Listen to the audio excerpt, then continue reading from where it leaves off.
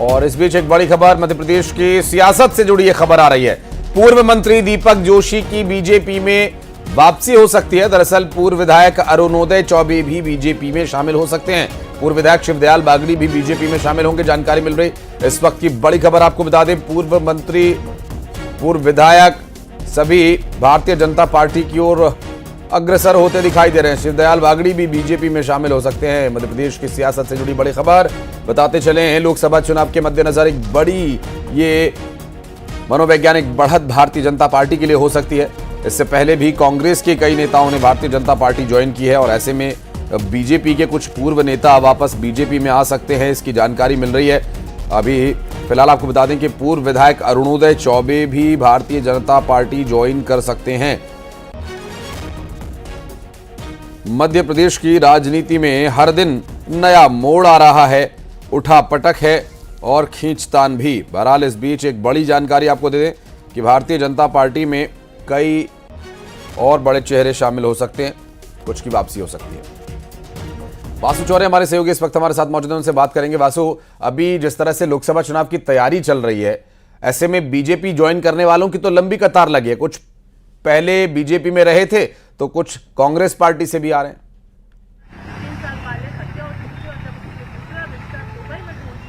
निश्चित तौर पर देखिए, बीजेपी में लगातार जो कांग्रेस नेता हैं वो पहुंच रहे हैं, बीजेपी ज्वाइन कर रहे हैं। हाल ही में एक पूर्व केंद्रीय मंत्री सुरेश पचौरी ने बीजेपी की सदस्यता ग्रहण की थी और अब सूत्रों के हवाले से जानकारी मिल रही है कि कांग्रेस को एक और बड़ा झटका लग सकता है। पूर्व मंत्री दीपक जोशी जो विधानसभा चुनाव के पहले कांग्रेस में शामिल हुए थे, जो पूर्व मुख्यमंत्री कैलाश जोशी के बेटे, वो वापस बीजेपी में वापसी कर सकते हैं। इसके अलावा शिवदयाल चौबे, अरुणोदय चौबे और शिवदयाल बागड़ी का जो नाम है वो भी सूत्रों के हवाले से सामने आ रहा है और जल्द ही इसको लेकर जो तस्वीर है वो साफ हो सकती है। हालांकि अब तक जो ज्वाइनिंग है वो नहीं हुई है, लेकिन सूत्रों के हवाले से हमें खबर मिल रही है कि जल्द ही ज्वाइनिंग कर सकते हैं और अगर ऐसा होता है तो कांग्रेस को एक बार फिर से बड़ा झटका कहीं न कहीं लग सकता है। एक और राहुल गांधी की भारत जोड़ो न्याय यात्रा अभी मध्य प्रदेश में समाप्त हुई है, उसके बाद कांग्रेस के नेताओं ने यह दावा किया कि इससे लोकसभा चुनाव में उनको काफी फायदा मिलेगा, काफी जो मार्जिन है वो ले पाएंगे। लेकिन दूसरी तरफ लगातार दल बदल का दौर जारी है और कांग्रेस से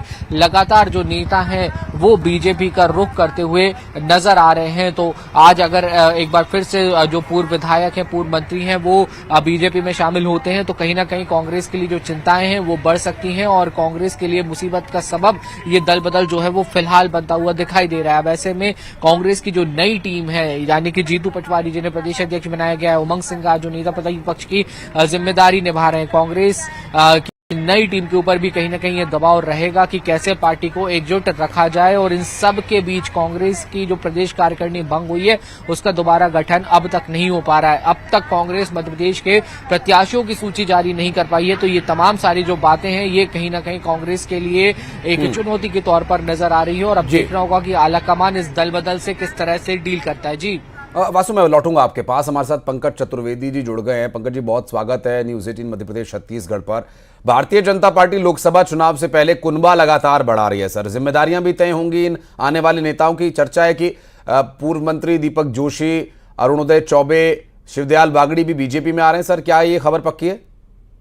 देखिए आशीष जी, कौन भारतीय जनता पार्टी में आता है, कौन नहीं आता है तो भारतीय जनता पार्टी तय करेगी। लेकिन एक बात बहुत स्पष्ट है कि नरेंद्र मोदी जी के नेतृत्व में मां भारती की परम सेवा के लिए, सांस्कृतिक राष्ट्रवाद के लिए जो भी लोग भारतीय जनता पार्टी में आना चाहते हैं उन सबका स्वागत है। अब उनको भारतीय जनता पार्टी में क्या कद, क्या पद मिलेगा, दायित्व का निर्धारण क्या होगा, बीजेपी संगठन तय करेगा। और दीपक जोशी जी भारतीय जनता पार्टी के हमारे पितृ पुरुष श्रद्धेय कैलाश जोशी जी के सुपुत्र है। भारतीय जनता पार्टी सरकार में लंबे समय तक रहे और भाजपा ही छोड़कर कुछ समय पहले कांग्रेस में गए थे जी। अरुणोदय चौबे जी का आपने नाम लिया, वो भी पहले भारतीय जनता पार्टी में थे, कांग्रेस से बीजेपी में आए, फिर वापस कांग्रेस चले गए, यदि दोबारा बीजेपी में आते हैं। और बागड़ी जी, तो सब लोग ऐसे हैं जो मूलतः भारतीय जनता पार्टी की राजनीतिक धारा, विचारधारा को जानने समझने वाले हैं। तो यदि सब बीजेपी में आते हैं निश्चित तौर पर स्वागत है सबका। कांग्रेस से बरौले साहब भी हमारे साथ जुड़ गए। अभिनव जी, बहुत स्वागत है आपका न्यूज 18 मध्य प्रदेश छत्तीसगढ़ पर। कांग्रेस पार्टी के कई नेता बार बार सर ये चर्चा कर रहे हैं, बार बार कह रहे हैं कि बीजेपी कांग्रेस मुक्त भारत की बात करती है, लेकिन बीजेपी खुद कांग्रेस युक्त हो गई। बरौले साहब, क्या कहेंगे? अब बीजेपी में ही भेजे जाएंगे कांग्रेस के नेता? देखिए, आम चुनाव के पहले हमेशा ये सब सारी गतिविधियां होती हैं। आपने देखा होगा हरियाणा में भी किस तरीके से लोग भाजपा छोड़कर कांग्रेस ज्वाइन कर रहे हैं, राजस्थान में कर रहे हैं, मध्य प्रदेश में लोग जब विधानसभा चुनाव हो रहा था तब यही सब लोग, दीपक जोशी जी हो चाहे कितने लोग आए थे और लाभ लश्कर के साथ आए थे, 5-5 हजार लोगों के साथ, 10-10 हजार लोगों के साथ भोपाल की सड़कें जाम हो गई और अब वापस भी जा रहे हैं। वापस अब खुद ही पंकज जी खुद बता रहे हैं कि उनकी विचारधारा के थे, उनको यह अच्छा नहीं लग रहा होगा, जो भी उनकी सोच होगी। हाँ। देखिए ये जो देश है संविधान से चलता है, लोकतंत्र में सबको अपने हिसाब से जीने की छूट होती है। स्वाभाविक। तो दीपक जोशी जी हो, बागरी जी हो, सब अपने हिसाब से जा रहे हैं, उनकी कंफर्टेबिलिटी के हिसाब से जा रहे हैं। देखिए यहाँ पे जो अरुणोदय चौबे जी का आप उदाहरण ले लें कि उनके साथ क्या क्या नहीं हुआ, तो डर भी कहीं होता है, कहीं अपनी एक सोच होती है, तो उस हिसाब से वो लोग जा रहे हैं। इससे कोई फर्क नहीं पड़ता है किसी को, किसी के जाने से ना आने से। देखिए आपने अभी भारत जोड़ो यात्रा भी देखी होगी, उसमें लाखों लाख युवा, किसान, बेरोजगार युवा, कर्मचारी, तमाम लोग थे। तो देखिए जो जिस पार्टी के साथ विचारधारा के साथ रहता है वो रहता है। और आज भी बिल्कुल अभिनव जी, चूंकि लोकतंत्र है, किसी को जाने वाले को कोई रोक नहीं सकता, लेकिन मुझे लगता है कि ये बातें लोकसभा चुनाव से पहले कुछ जिन पार्टी में लोग जुड़ रहे हैं उनका एक मनोवैज्ञानिक बढ़त बढ़ता है या नहीं बढ़ता है, ये बहरहाल जनता का फैसला जब आएगा तो उससे परिलक्षित हो ही जाएगा। लेकिन कांग्रेस पार्टी को फर्क नहीं पड़ता कि उनके नेता अगर जा रहे हैं, तो स्वाभाविक है इस पे जरूर विचार करने की आवश्यकता है पार्टी को, चूंकि ऐसे समय में लोगों की आवश्यकता होती है। बहुत शुक्रिया आप दोनों का हमारे साथ जुड़ने के लिए, चर्चा के लिए, बातचीत करने के लिए। और बासु हमारे सहयोगी लगातार हमारे साथ बने रहेंगे। कुछ और खबरों पर आगे बासु आपके पास लौटूंगा। फिलहाल बढ़ते आगे। भोपाल से एक बड़ी खबर अब बता दें आपको कि जहां एक शख्स से परेशान महिला ने आत्मदाह कर लिया और दम तोड़ने से पहले महिला ने युवक पर कई गंभीर आरोप लगाए थे। महिला का वीडियो भी सामने आया। महिला के फोटो एडिट करके यह शख्स वायरल किया करता था और महिला पर साथ रहने का दबाव बना रहा था। फोटोज एडिट करके रिश्तेदारों को भेजने की वजह से इस मृतक महिला का रिश्ता भी टूट चुका था, जो शादी के लिए बातचीत चल रही थी। और इस दौरान इस पूरे मामले में मरने से पहले महिला ने कई गंभीर आरोप लगाए। वासु से बात करेंगे, हमारे सहयोगी इस वक्त हमारे साथ मौजूद हैं। वासु, क्या है ये पूरी कहानी, आखिर कौन ये महिला और ये आरोपी के बारे में कुछ डिटेल्स?